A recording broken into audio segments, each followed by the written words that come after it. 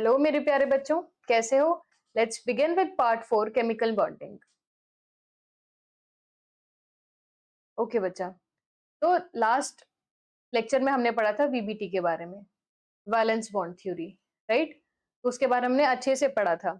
आज हम उसके आगे बहुत इंपॉर्टेंट टॉपिक पढ़ने जा रहे हैं, वेस्पर थ्योरी।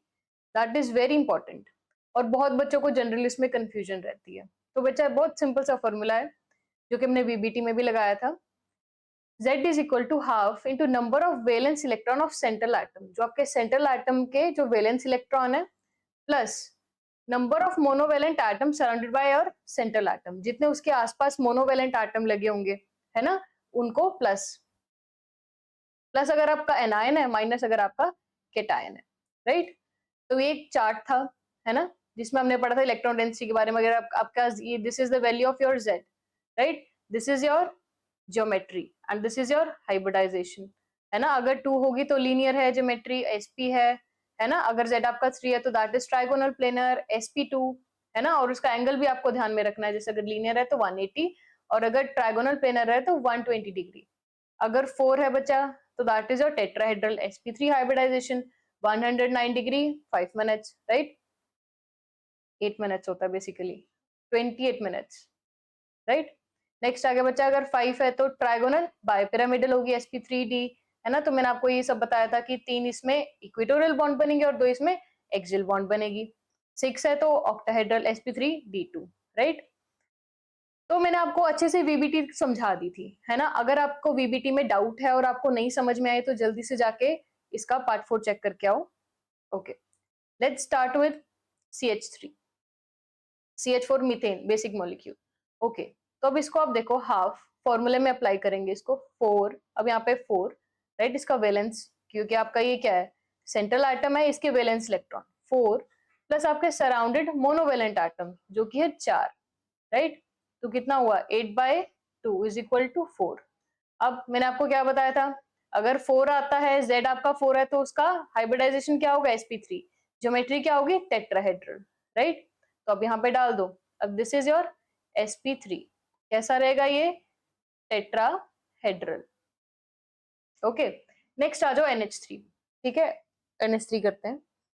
अब देखो बच्चा, हाफ, अब आपका नाइट्रोजन है ना 7 5, है ना। अब इसका एटॉमिक नंबर कितना होता है, 7, तो 2 और 5 इसका इलेक्ट्रॉनिक कॉन्फ़िगरेशन, बचे कितने, 5 वैलेंस इलेक्ट्रॉन।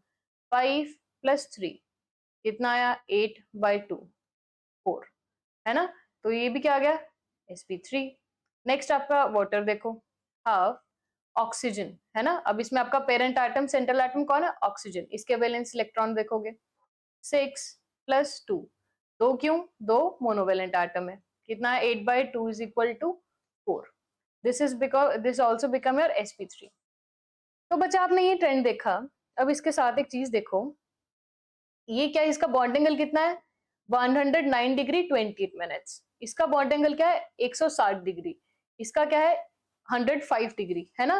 तो मैम अगर इसकी हाइब्रिडाइजेशन सेम है बट इनके बॉन्ड एंगल्स में क्यों डिफर हो रहा है, इनके बॉन्ड एंगल में डिफरेंस किस वजह से है? यही चीज आपकी एक्सप्लेन करती है वेस्पर थ्योरी। ओके, यही चीज वेस्पर थ्योरी एक्सप्लेन करती है कि हर एक जो आपका मॉलिक्यूल है उसकी हाइब्रिडाइजेशन, ज्योमेट्री और shape, it can be different. Hybridization तो जो सेम ही रहेगी, जो आपकी ज्योमेट्री और shape, it can be different, right?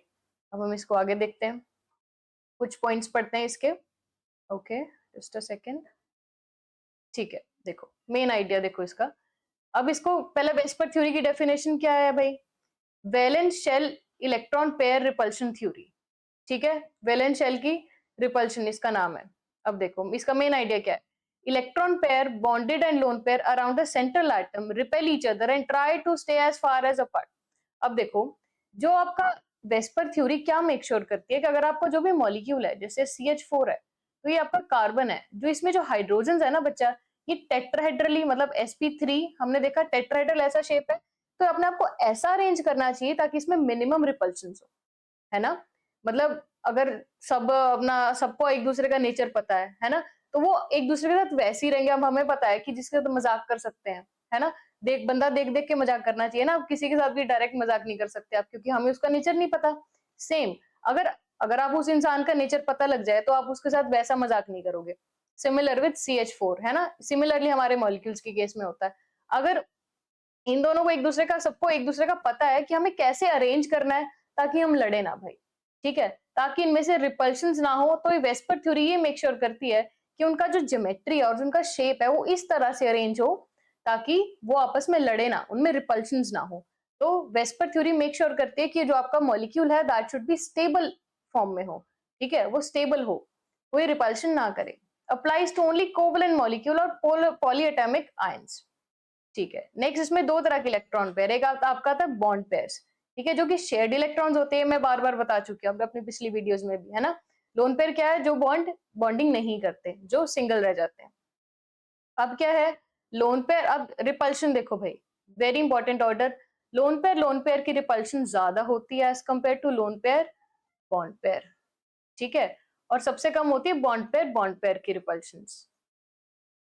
Okay, तो जहां पे आपके दो लोन पेयर जाके वहां पे क्या होगी, ज्यादा रिपल्शन होगी, ये दोनों आपस में दोनों ही लड़ाकू है, ज्यादा लड़ते हैं, है ना। Whereas lone pair bond pair थोड़े से कम लड़ते हैं आपस में, बॉन्ड पेयर और भी कम रिपल्शन शो करते हैं, ठीक है। तो नेक्स्ट देखें, next geometry depends on total number of bond pairs plus lone pair around the central atom. अब बच्चा ज्योमेट्री क्या होती है, मैंने वीबीटी वाले लेक्चर में आपको ज्योमेट्री और शेप में बहुत अच्छे से डिफरेंस बताया, यहाँ पे एक बार दोबारा से रिपीट कर देती हूँ फटाफट। तो ज्योमेट्री क्या है आपकी, जिसमें बॉन्ड पेयर और लोन पेयर दोनों कंसीडर करेंगे, बट जो आपकी शेप होगी ना उसका कभी भी हम लोन पेयर नहीं देखेंगे, उसको लोन पेयर से कोई मतलब नहीं है, उसमें हम सिर्फ बॉन्ड पेयर्स चेक करते हैं, ओनली बॉन्ड पेयर्स चेक करते हैं। फाइन, नेक्स्ट आपकी कॉमन ज्योमेट्रीज, ये मैं अभी मैंने पीछे आपके साथ डिस्कस करी, राइट। नेक्स्ट आ जाओ, shape is always not equal to geometry. अभी मैंने आपको ये वाला जो आपका सब दिखाया कि sp3 आ रहा है, बट इनके बॉन्ड एंगल्स डिफरेंट है ना, इट मींस कहीं ना कहीं इनकी शेप अलग अलग बनेगी। अब मैं आपको वो भी प्रूफ करके दिखाती हूँ, ठीक है। Shape changes when lone pair is present even if the electron geometry remain same, है ना, शेप चेंज हो जाती है लोन पेयर के आने से, क्यों, बिकॉज लोन पेयर क्या कॉज कर रहा है, रिपल्शन कॉज कर रहा है, राइट। ओके, तो चलो हम अपने मॉलिक्यूल को सॉल्व करते हैं। सबसे पहले ले लो अमोनिया, ठीक है, हाफ, अब कितना इसमें 5 + 3, राइट, 8/2 कितना आया 4। अब मैम अगर Z4 है तो इसकी ज्योमेट्री क्या होनी चाहिए, टेट्राहेड्रल, राइट। तो अपना लिख दो, हाइब्रिडाइजेशन क्या है, sp3 है, ज्योमेट्री क्या बनेगी, टेट्राहेड्रल, राइट। अब बहुत ध्यान से मेरी बात सुनो, जब बात आई शेप निकालने की, तो मैंने आपको शेप में क्या बोला था, शेप में आप सिर्फ बॉन्ड पेयर्स देखोगे, you will only see the bond pairs, you are not suppose to take the lone pairs. अब मैम लोन पेयर हमें कैसे पता कि कितने लोन पेयर है, देखो, अब उसका फॉर्मूला क्या है, z, जितना आपका z है माइनस कर दो जितने आपके बॉन्डिंग पेयर है, जितने आपके बॉन्डिंग इलेक्ट्रॉन्स है, ठीक है, या फिर बॉन्डिंग एटम्स है, जितने आपके बॉन्डिंग एटम है उसको माइनस कर दो, इससे आपके निकल जाएंगे लोन पेयर की वैल्यू, ठीक है। Is that fine. अब देखो, अब जैसे यहाँ पे आपका z कितना है 4, अब आपके साइड आइटम कितने जुड़े हुए हैं, 3 जुड़े हुए हैं ना, तो 3, ठीक है। अब आप लोन पेयर निकाल सकते हो 1, कितना लोन पेयर है इसमें, एक लोन पेयर आया। बात समझ आई, लोन पेयर कैसे देखना है, जितना आपका z की वैल्यू आएगी माइनस जो आपका बॉन्डिंग, जो आपके साइड में जो मोनोवेलेंट एटम है वो कितने बाइंड करेंगे उसमें से माइनस कर देना आपको। अब इसकी शेप देखो, अब इसकी शेप क्या बननी चाहिए, जस्ट अ सेकेंड, अब इसकी शेप देखो, ये आपका आ गया नाइट्रोजन, ठीक है, कितने 3 हाइड्रोजन बाइंडेड है साथ में, लोन पेयर कितना है 1, तो एक मैंने लगा दिया लोन पेयर, फाइन। अब मैंने आपको क्या कहा था, शेप क्या होती है, जिसमें सिर्फ हम बॉन्डिंग एटम्स देखेंगे, है ना, जिसमें सिर्फ बॉन्ड पेयर्स देखेंगे, लोन पेयर को नेग्लेक्ट कर देंगे। तो अब लोन पेयर को भूल जाओ, जस्ट फॉरगेट दिस। तो अब क्या आपको ये शेप पिरामिडल जैसी दिख रही है, राइट। तो जो आपकी शेप बनेगी बच्चा, that is your pyramidal, the shape will be pyramidal, fine. Next आ जाओ IF5, ठीक है। अब IF5 में समझाती हूँ, अब देखो इसको कैलकुलेट कैसे करेंगे। अब नेक्स्ट आ जाओ हाफ, ठीक है, ये कितना है, अब देखो फ्लोरीन क्लोरीन, ब्रोमीन, आयोडीन, है ना, हैलोजन फैमिली। तो यहाँ पे क्या लिखूंगी 7, 7 + 5, ठीक है। मोनोवेलेंट कितने एटॉमिक जुड़े, 5, 7 12, 12 डिवाइड बाय 2 कितना आ गया 6, ठीक है। अब हम अगर 6 होता है तो हमें पता है हाइब्रिडाइजेशन क्या होगी इसकी, sp3d2, है ना। अब 6 पे ज्योमेट्री क्या होती है, ऑक्टाहेड्रल, है ना। अब ऑक्टाहेड्रल के सारे एंगल्स कितने होते हैं, 90 डिग्री। बच्चा ये सब अगर आपको थोड़ी सी प्रॉब्लम है जानने से पहले तो पिछला लेक्चर वीबीटी का जरूर देख के आओ, एकदम क्रिस्टल क्लियर हो जाएगा, मैंने एक एक चीज बहुत डिटेल में समझाई है, ठीक है। नेक्स्ट आ गया आपका shape. Now the task is of shape. मैंने कैसे बताया था, जेड लोन पेयर निकालने के लिए क्या फॉर्मूला है, Z minus bonding side atoms, है ना, जितने आपके जो साइड एटम्स कितने बॉन्डिंग में पार्टिसिपेट कर रहे हैं। तो जेड कितना है इसका 6, माइनस बॉन्डिंग में कितने हैं 5, ठीक है, कितना है 1, एक क्या है लोन पेयर, ठीक है। अब एक आपका लोन पेयर आ गया, राइट। तो अगर मैं इसको बनाऊं, सेकेंड हाँ से इसको रेस करूं, अगर मैं आपको बनाऊं आई, ठीक है, F F F F F, सारे फ्लोरीन फ्लोरीन लगा दिए, एक क्या आ गया आपका लोन पेयर, है ना, जो आपका एक लोन पेयर आ गया। अब देखो, अब शेप के लिए मैंने क्या बोला था, इसको लोन पेयर को भूल जाओ, तो आप इसकी शेप क्या देख पा रहे हो, स्क्वायर पिरामिडल। उसकी शेप क्या होगी बच्चा, square pyramidal. Very very important चीजें हैं, शेप और ज्योमेट्री में बहुत बच्चे कंफ्यूज होते हैं, ठीक है, मैंने आपको बता दिया कि कैसे देखना है। नेक्स्ट आ जाओ, ClO4, देखो कैसे कैलकुलेट करेंगे, हाफ क्लोरीन है 7। अब मेरे को बताओ यहाँ पे क्या लगाओगे, मैंने आपको लास्ट लेक्चर में बोला था, तभी मैं कह रही हूँ आपको इस चीज में कंफ्यूजन होगी, जाके लास्ट लेक्चर देखो। देखो अब जो ऑक्सीजन है आपका, ये क्या होता है डाइवेलेंट, राइट। तो डाइवेलेंट को हम कभी भी कंसीडर नहीं करते, तो हम इसको क्या लगा लेंगे 0, बट यहाँ पे क्या है एक माइनस दिया हुआ है ना मुझे, तो यहाँ पे आ जाएगा +1, राइट। तो क्या बन गया 8/2 4, हाइब्रिडाइजेशन क्या हुई sp3, ज्योमेट्री क्या हुई टेट्राहेड्रल। अब देखो, अब अगर मैं इसका z निकालूं तो कितना आएगा 4 - 4 0, no lone pairs. No lone pairs का मतलब क्या है, जो आपकी शेप है वो भी टेट्राहेड्रल होगी, तो it will be the same, ठीक है, इजी है, राइट।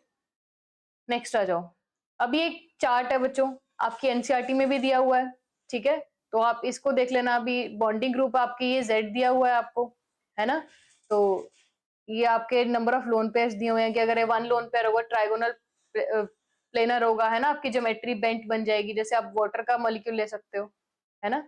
वाटर का मॉलिक्यूल में आप देखोगे हाइड्रोजन, तो 2 लोन पेयर्स होते हैं, है ना, ऑक्सीजन के साथ ये हाइड्रोजन है और आपके 2 लोन पेयर्स होते हैं, तो इसका क्या बनता है बेंट स्ट्रक्चर बनता है, ठीक है। तो यू हैव टू मेमोराइज कि कितने लोन पेयर्स होंगे तो क्या उसकी शेप बनेगी, you have to memorise that, ठीक है, I can't help in this, ठीक है। आई होप आज का लेक्चर बिल्कुल क्लियर था, सब कुछ समझ में आया होगा, ठीक है। कोई अगर डाउट है तो कमेंट सेक्शन में ड्रॉप कर दो, I will try to reply you guys, and do like the video and subscribe करो। Okay, see you in the next lecture.